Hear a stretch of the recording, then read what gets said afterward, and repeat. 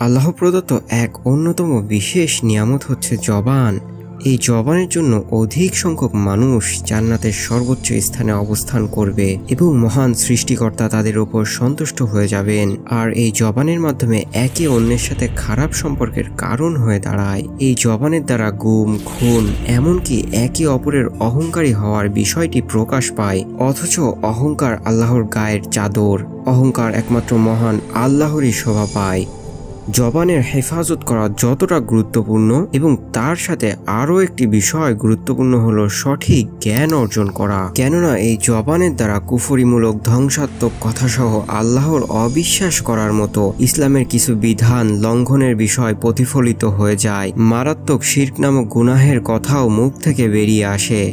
আপনি যদি শিরক সম্পর্কে না জেনে থাকেন অথবা আরও জানতে চান, এই ভিডিওটি দেখতে পারেন।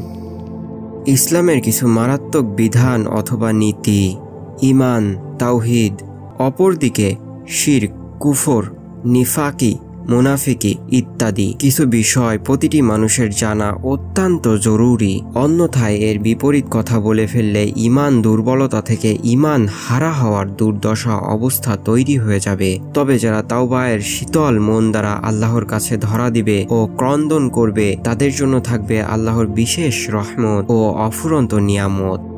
তেমনিভাবে কোরআনে সূরা মুমিনুনের প্রথম ও তৃতীয় আয়াতে মহান আল্লাহ বলছেন, কদ আফলাহাল মুমিনুন, মুমিনগণ সফল হয়েছে। এবং তৃতীয় আয়াতে আরও বলছেন, ওয়াল্লাযীনা হুম আনিল লাগওয়ি মুগরিদুন। এটির অর্থ হচ্ছে যারা অনর্থক কথাবার্তা থেকে বিমুখ। আর এটি হচ্ছে পূর্ণাঙ্গ মুমিনের দ্বিতীয় গুণ। আমরা চেষ্টা করি আমাদের জবানকে যথাযথভাবে কথা বলার মাধ্যমে সাবধানতা অবলম্বন করার। ইনশাআল্লাহ।